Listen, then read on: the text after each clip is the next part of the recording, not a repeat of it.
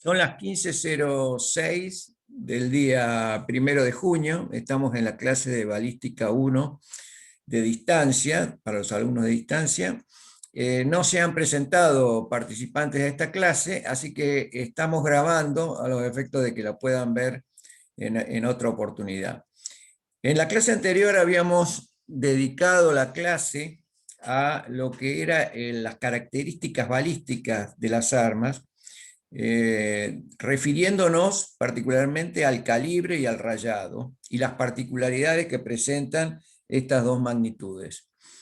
En la clase de hoy vamos a ver algo del funcionamiento, algunos videos de funcionamiento, y vamos a empezar a encarar lo que constituye el módulo 2 de cartuchos. Vamos a compartir una pantalla con un video en donde se observa en este video claramente cuál es el funcionamiento de una pistola 9 milímetros Browning.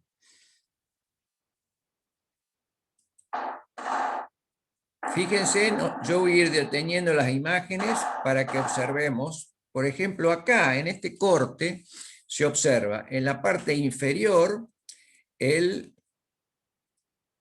resorte recuperador extendido a lo largo del cañón.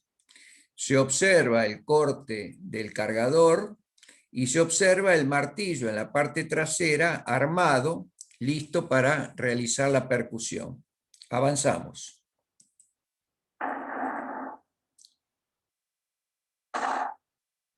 Fíjense en estas secuencias entonces cómo van funcionando.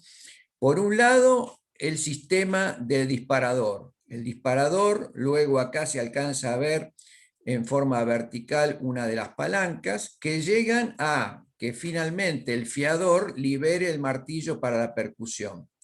Y vemos cómo se produce el retroceso de el cañón y la corredera hacia atrás, un corto retroceso primero del cañón y a continuación la corredera.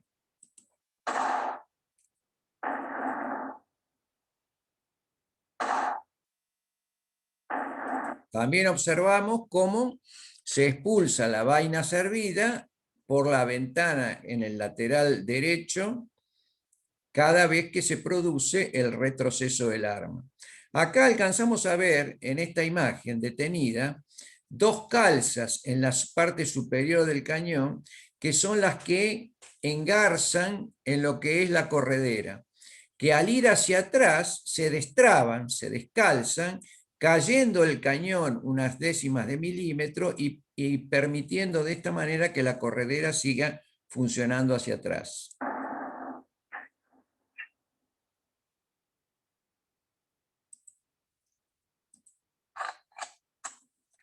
Ahí vamos a detener acá la imagen.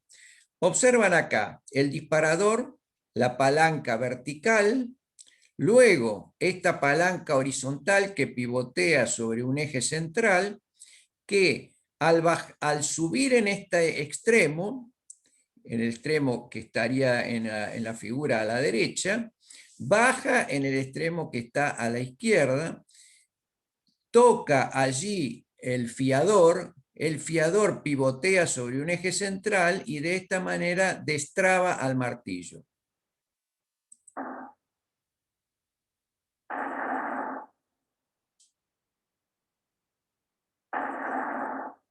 Observen entonces el movimiento que se va desarrollando en la imagen.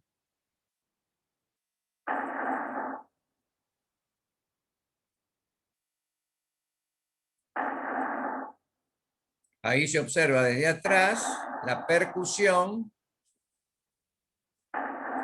sobre el percutor.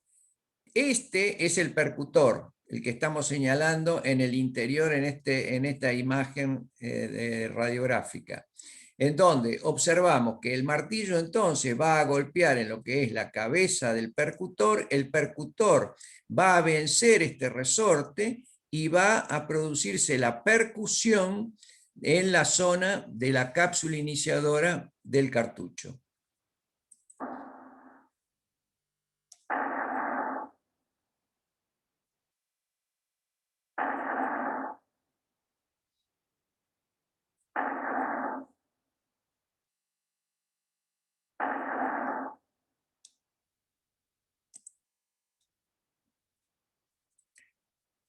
Acá podemos observar las trabas que decíamos en el cañón.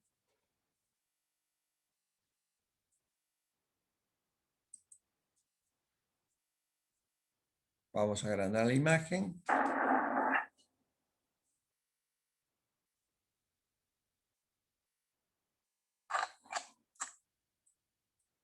Ahí se introduce un nuevo cartucho en la recámara.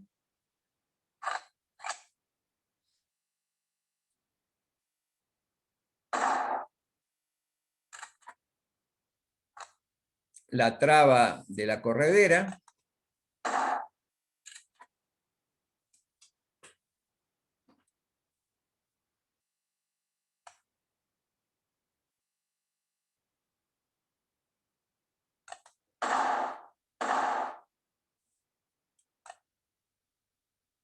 Vemos cómo se produce la traba de corredera.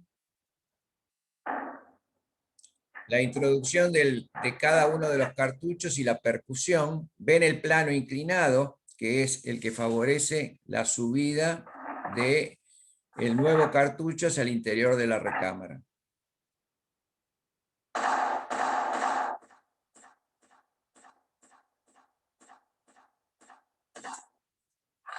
Ahí está la cadencia de un tiro.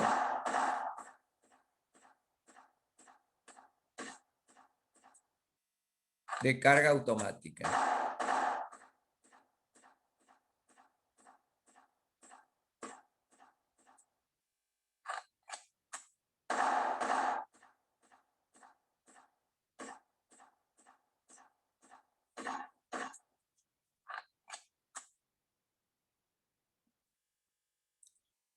Siguiendo con estos videos de funcionamiento, vamos a ver ahora el desarme de campaña. Primero y principal, siempre trate al arma como si estuviera cargada, manteniéndola apuntada en una dirección segura. Mostraremos el desarme de una Glock en sus 5 componentes principales y no en forma integral. Remueva el cargador presionando el botón de liberación, ubicado a un lado del armazón cerca de la empuñadura, y deslizándolo hacia abajo. Asegúrese que no hay una munición en la recámara. Para hacerlo, apunte el arma hacia una dirección segura. Jale hacia atrás la corredera. Es importante hasta acá que observemos bien cuáles son siempre las acciones que hay que conservar en cualquier tipo de arma. Primero, sacamos el cargador a los efectos de que nos quedemos tranquilos de que no va a participar ningún otro cartucho más que el que pueda tener en el interior de la recámara. El segundo paso es llevar la corredera hacia atrás a los efectos de observar si hay algún cartucho en la recámara. Si el arma funciona perfectamente bien, si hubiera un cartucho en la recámara, debería ser expulsado. Pero podría ocurrir de que esté rota la uña extractora y en consecuencia sería un cartucho que habría que extraer manualmente mediante una pinza a los efectos de que en el desarme no se produzca el accidente de una percusión sobre un cartucho que esté introducido en la recámara. Bueno, observado esto y con la seguridad de que no hay entonces un cartucho en la recámara, es que podemos desarrollar las siguientes acciones que son las del desarmado en sí del arma. Seguimos adelante. Y mire dentro de ella. Una vez que ha verificado que no hay munición, oprima la cola del disparador. Recuerde que típicamente, disparar en vacío es malo para el arma, aunque esto no es un problema para las Glocks. Continúe retirando la corredera. Primero, verifique que la cola del disparador continúa presionada. Tome el arma de la manera indicada, con los 4 dedos en la corredera y el pulgar sujetando la empuñadura. Accione las 2 trabas de deslizamiento a los lados del arma con su mano libre. Para ello coloque el pulgar a un lado y un dedo al otro.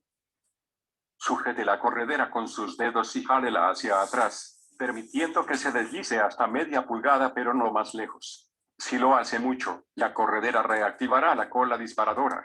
Aplique fuerza hacia adentro y hacia abajo sobre las trabas de deslizamiento y guíe la corredera hacia adelante. Si lo hizo correctamente, la corredera estará liberada y se moverá libremente. Si no, repita este paso, aplicando más presión sobre las trabas. Remueva la corredera de la armadura y ponga esta última a un lado. Retire la guía de retroceso del fondo de la corredera. Para ello, tómela con los dedos y el pulgar y oprima el final de la guía de retroceso hacia adelante. Jálela lejos del tubo cañón y póngalo a un lado.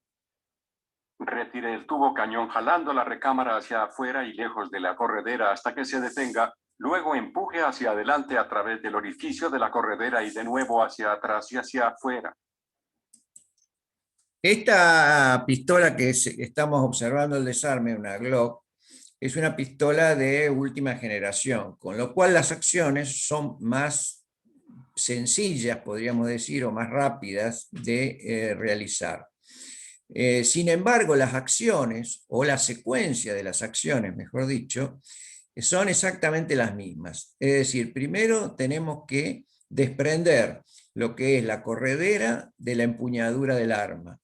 Una vez que tenemos la corredera, como en este caso estábamos observando, allí entonces correspondería resolver el tema de sacar el resorte recuperador y sacar el cañón, como hemos visto hasta ahora en esta arma. Seguimos adelante. La Glock está ahora desarmada.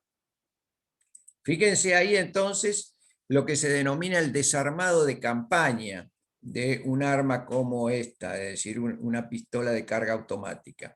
Tenemos acá arriba la corredera, tenemos el cañón que va introducido en la corredera, luego el resorte recuperador que va en la parte baja del cañón, tenemos el cargador que fue la primera pieza que desplazamos y finalmente todo lo que nos queda acá es lo que se denomina la armadura. Para rearmar la Glock, introduzca el tubo cañón en el orificio del extremo de la corredera. Empuje su parte trasera hacia adentro y jálela hacia atrás hasta su lugar. Introduzca la guía de retroceso en el orificio pequeño del extremo de la corredera, asegurándose que su lado con el orificio mire hacia la recámara. Existen pequeños escalones en la parte inferior de la recámara. La parte de atrás de la guía de retroceso debe descansar en la semicircular. Para conseguirlo, oprima con fuerza la guía de retroceso hacia adelante y colóquela en su lugar, asegurándose que se apoye correctamente. Haga coincidir los rieles de la parte superior de la armadura con los de la parte inferior de la corredera. Deslice la corredera hacia atrás tanto como pueda para que los componentes internos se coloquen en posición. Inserte el cargador, asegurándose que los indicadores de municiones miren hacia atrás. Por último, deslice la corredera hacia atrás y trábela en su lugar. Ha rearmado la Glock. Vamos a ver otros videos sobre funcionamiento. Este es el sistema Winchester. Habíamos dicho que los sistemas de repetición eran tres. El Remington, que sería el que vamos a ver a continuación, el Winchester, que es el que estamos viendo ahora, y finalmente el del sistema Mauser. Fíjense que acá es una palanca entonces y vemos el cargador tubular. El cargador tubular es el que está acá en la parte inferior. Vemos cómo va corriendo los cartuchos hacia atrás. Cada vez que accionamos la palanca hacia abajo, se produce la extracción del cartucho viejo. Allí, por ejemplo, es una recarga de ese cargón tubular. Y esta que se observa acá lateralmente es la ventana de carga. Acá observamos entonces cómo se arma el martillo y golpea sobre el percutor. Y en definitiva, este es uno de los sistemas, como decíamos, sistema Winchester, a palanca, que es uno de los sistemas de armas de repetición.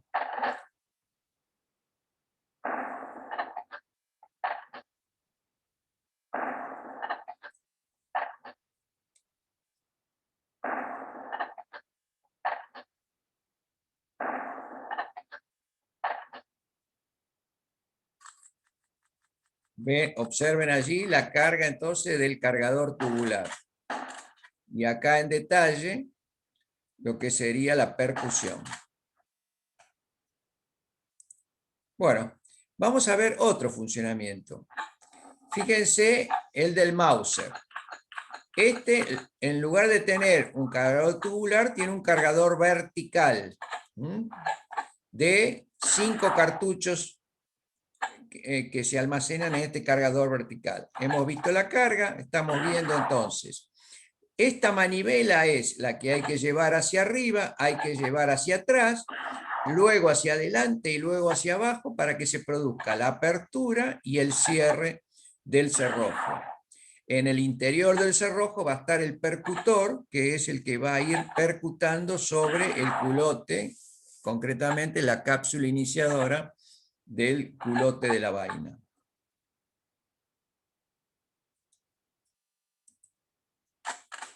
El tercer sistema de funcionamiento de armas de repetición es casualmente el de este manguito. Acá estamos observando, vamos a iniciar nuevamente para que observen.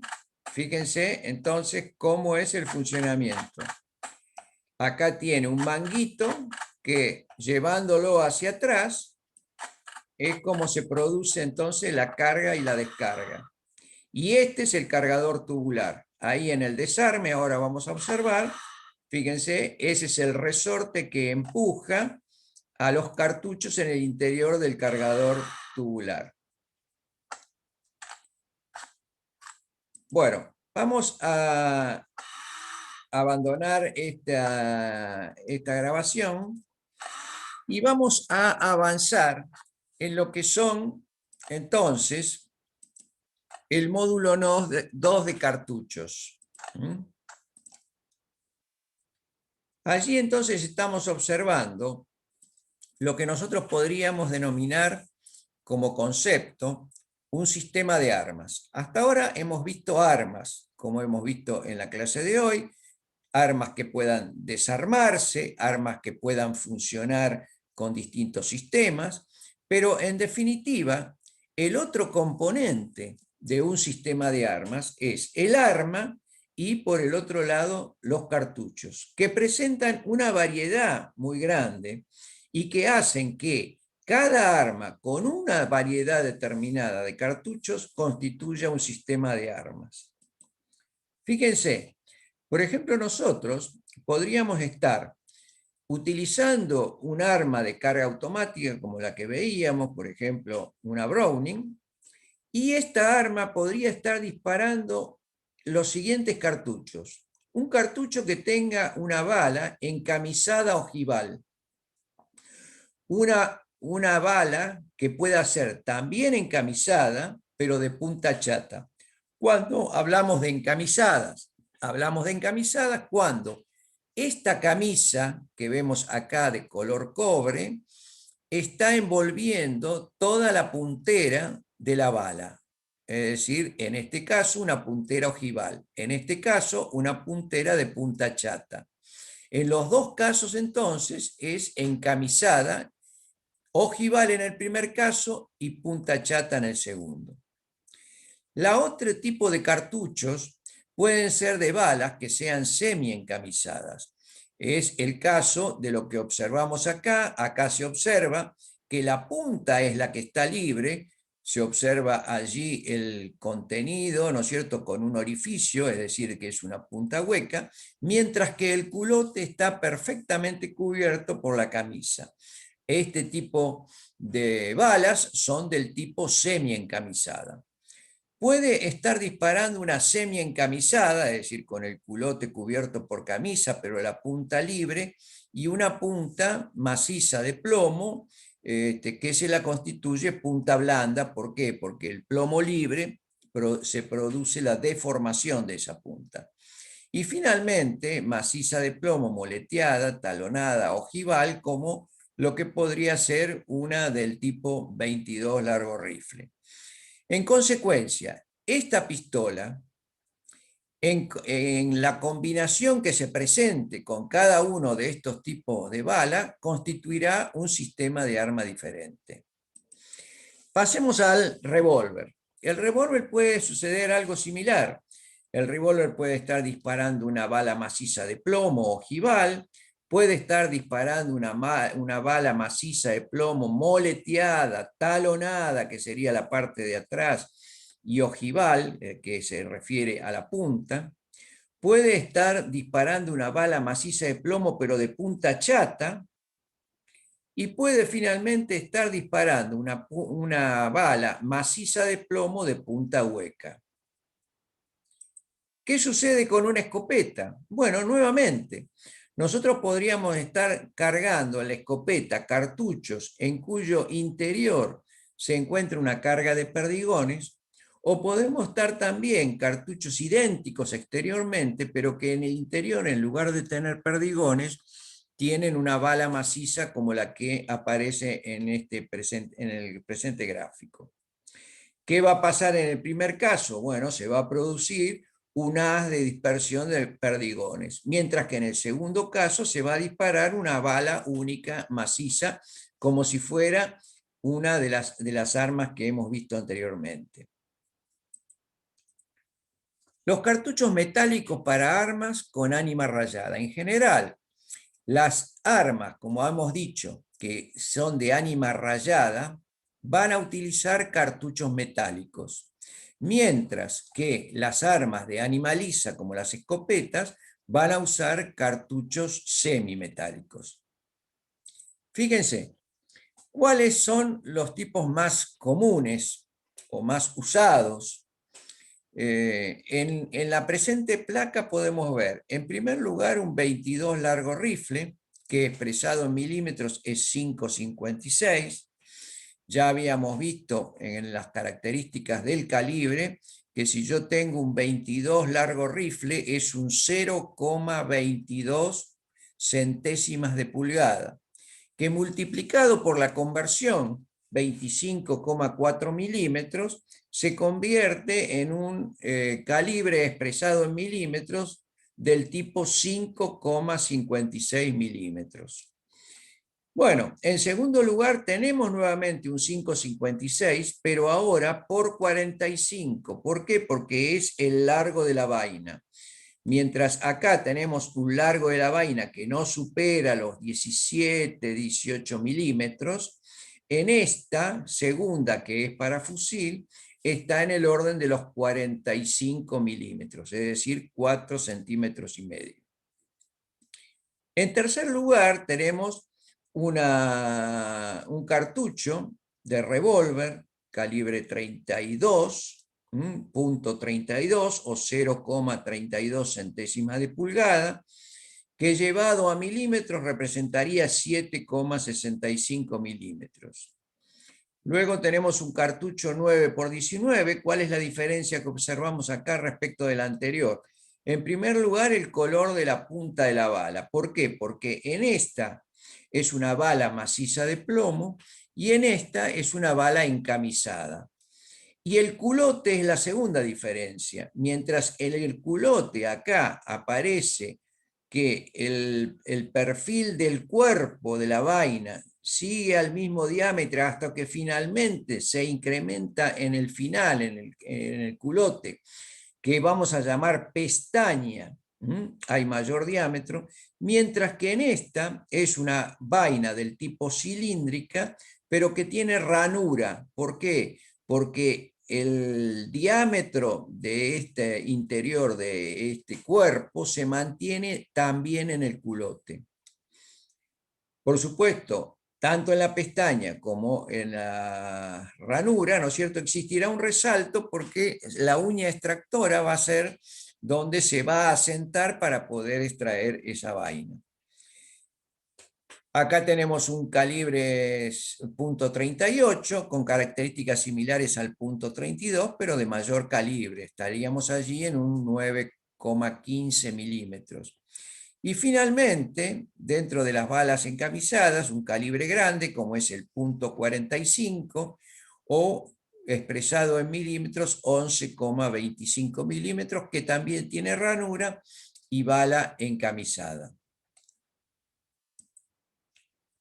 Acá tenemos una fotografía en donde podemos observar 3 balas de fusil y una bala 9 milímetros para pistola. En las 3 balas de fusil podemos observar culotes similares, todos con ranura, y podemos observar que hay una reducción del cuerpo entre lo que es a nivel del culote el diámetro y lo que es el diámetro a nivel de donde engarza con la bala. Hay lógicamente una reducción. Esta disminución dimensional, ¿no es cierto?, es lo que hace que la característica de los cartuchos que se utilizan para fusil. Aunque existen algunas pistolas, como la Mannlicher 763, que tiene también esta reducción de calibre, es decir, no, reducción en el diámetro de la vaina. Ahora, si nosotros observamos detalladamente, vamos a observar que en el caso de la primer bala, la 765, el diámetro se va reduciendo también a lo largo de lo que es el cuerpo, mientras que acá, en la 762, el diámetro permanece constante hasta que se produce la reducción final.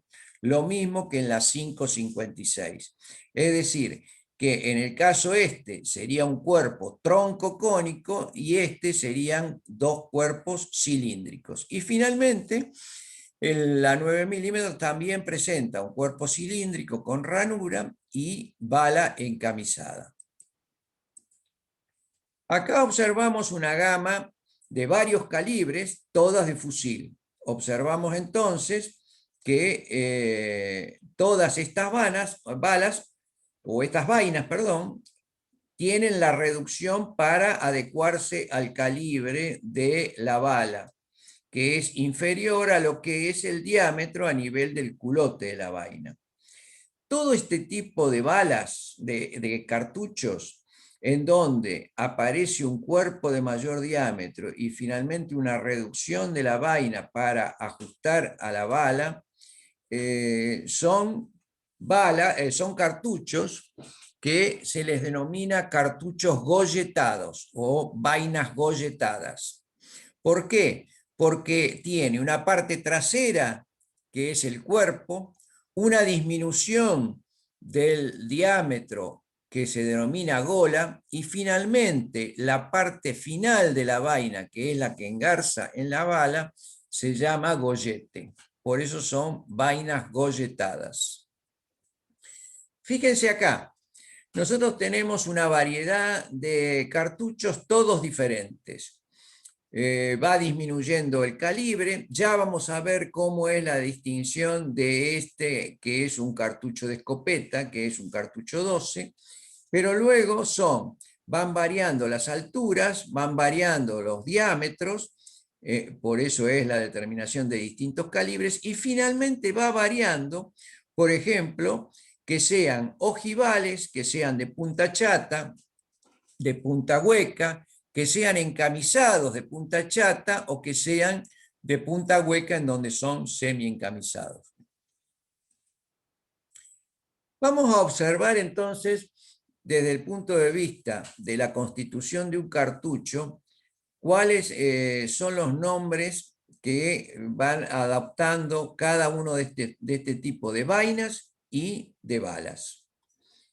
La primer vaina, la de un cartucho 22 largo rifle, es una vaina cilíndrica con pestaña. La bala es una bala maciza de plomo, de punta ojival, moleteada y taloneada en su parte trasera.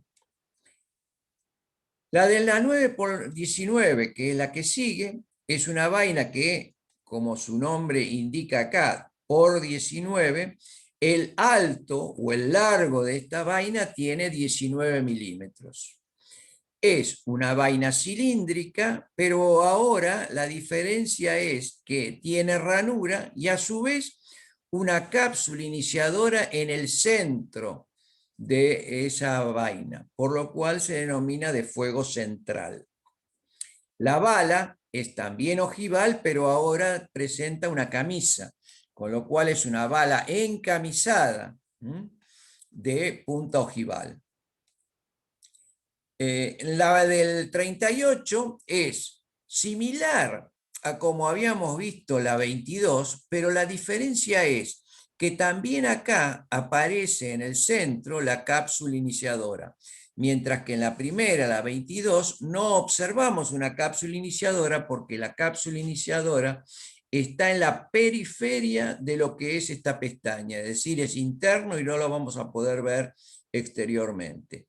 Finalmente, una 45, en donde tenemos una vaina cilíndrica con ranura y cápsula de fuego central, con una bala que en lugar de llamarle a este tipo de bala ojival, le vamos a llamar, ¿no es cierto?, que es una forma de punta roma, porque es más redondeada. Acá tenemos un corte en donde observamos una bala de fusil, la bala acá engarzado en lo que es la zona final de la vaina, que era el gollete, como habíamos designado anteriormente, y en el interior observamos la carga de pólvora y en la parte final del culote está la cápsula iniciadora del tipo de fuego central porque se encuentra en el centro de lo que es el culote. Las vainas. Entonces, vamos a la terminología, que ya la hemos ido adelantando en la descripción anterior. Esta, vaina de fuego central, ¿por qué? Porque la cápsula está en el centro, acá atrás, en la parte del culote de la vaina. Con culote grueso y ranura o pestaña. Es decir, que acá nosotros tenemos una ranura, pero mantiene la parte final, que sería la parte final, la pestaña esta o culote grueso, el mismo diámetro que tiene el cuerpo de la vaina. ¿Cuál es la diferencia con esta? Fíjense, no está la cápsula iniciadora en el centro, está ¿dónde? En la periferia. Y en la periferia, por eso es que se llama vaina de fuego anular. Esta es fuego central, esta es fuego anular. Con culote delgado, porque es un culote mucho más, más delgado si observamos el alto este, desde que está el culote hasta que termina la ranura, respecto de esto que sería una pestaña hueca o tórica. Estas serían particularidades que ya, por ejemplo, habíamos mencionado. La 765 es la que presenta esta forma de tronco cónica. Esta, la 3 y la 5, son las dos golletadas. Esta es una tronco cónica, pero sin gollete y sin gola. Y finalmente, estas dos, o la 1 y la 2, son cilíndricas. La primera con ranura y la segunda con pestaña. Los culotes o cabezas de vainas para armas cortas o de puño. Bueno, acá tenemos una pestaña, acá tenemos una ranura, acá tenemos una ranura, pero en el caso este, la final, la parte final, la pestaña, ¿no es cierto?, es de mayor diámetro que la vaina. Esta, por el contrario, acá la pestaña es de menor diámetro que la vaina, y finalmente vemos una cintura reforzada, es decir, esto que observamos acá es un refuerzo para las vainas que deben soportar presiones superiores a las normales. Bueno, vayamos nuevamente entonces a recordar la terminología que venimos usando. Esto normalmente suele llamarse boca. Esto, que es el gollete, suele llamarse cuello. Esto, que es la zona de reducción, que se llama gola, suele llamarse también hombro. Finalmente, el cuerpo. Y en la parte del culote tenemos la cabeza, suele llamarse arillo o pestaña, y suele llamarse muesca de extracción o ranura, en donde la uña extractora se va a apoyar para poder extraer la vaina. Acá tenemos particularidades que hacen que, por ejemplo, estemos observando balas que en la punta o son de punta blanda o son de punta hueca. Acá observamos la particularidad que yo les había mencionado anteriormente del calibre 7.63 Mannlicher, de una pistola Mannlicher, en la cual vemos que es una vaina golletada, pero pertenece a una pistola y no a un fusil. Cápsulas iniciadoras. Las cápsulas iniciadoras podríamos decir que existen dos tipos, la Berdan y la Boxer. ¿Cuál es el funcionamiento de la cápsula iniciadora? La cápsula iniciadora debe ser golpeada por el percutor. Ese percutor que golpea sobre la cápsula iniciadora debe tener una resistencia del otro lado. La resistencia es lo que se denomina el yunque. A similitud de lo que encontraríamos, por ejemplo, en un taller metalúrgico en donde tenemos el martillo y el yunque. El martillo es el que golpea, el yunque es el que soporta el golpe. ¿Y qué es lo que vamos a observar? Existen cápsulas del tipo Berdan en donde el yunque forma parte de la vaina. Esta parte rayada central sería el yunque formando parte de la vaina. Y la cápsula iniciadora lo único que tiene es la mezcla que va a producir la explosión o detonación. ¿Qué ocurre con la Boxer? Bueno, el yunque forma parte de la cápsula, es decir, no está en la vaina, con lo cual el culote para soportar una cápsula iniciadora Berdan es distinto al culote de una vaina para soportar una cápsula Boxer, es decir, no pueden ser intercambiables estas. Acá tenemos algunas características dimensionales de lo que son cápsulas. Cápsulas para calibre 7.62, cápsula para calibre 11, 25 y 44 Winchester, y cápsulas fulminantes para cartuchos calibre 32, 38, 9, 6.35, 7.65. ¿Qué es lo que observamos? Bueno, observamos que está la altura total, el peso de la pastilla, el peso total, y luego dos características, la sensibilidad y la seguridad. La sensibilidad es, ¿qué es el mínimo golpe que puede hacer funcionar la cápsula iniciadora? Y por el otro lado, seguridad es que por debajo de ese valor estemos con la seguridad que una caída en el suelo, por ejemplo, no haga detonar una cápsula. Es por eso entonces que estas características se las define con un peso y una altura. El peso de una bolilla que pudiera caer de una altura de 40,62 centímetros y produzca una energía de 4.537 gramos centímetro. Esa sería la sensibilidad de esta cápsula de un cartucho 7.62 o 7.65. Mientras que la seguridad, la misma bolilla de 111 gramos, lanzada desde 7 centímetros y que produzca una energía de 851, me tiene que dar la seguridad que no va a detonar a esta cápsula. Bueno, nos detenemos acá entonces.